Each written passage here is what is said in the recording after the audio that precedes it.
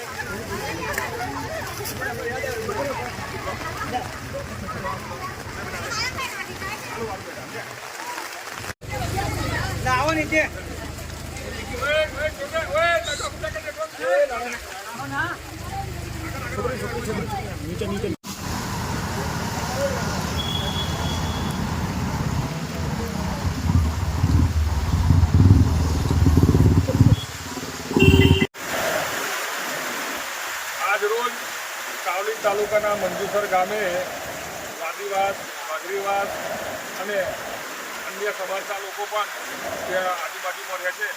તો કમસે કમ 7થી 8 ફૂટ જેટલું પાણી ભરાઈ અને એમની ઘરવખરી તમામ વસ્તુ પાણીમાં ડૂબી ગયું છે।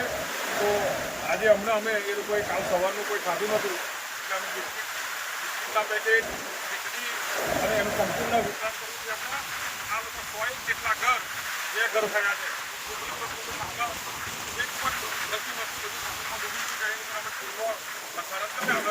કર્યા છે અને જ્યાં સુધી આ વરસાદ કુદરત ખૂબ રહેશે ત્યાં સુધી એ લોકોની વ્યવસ્થા કરવાના છે।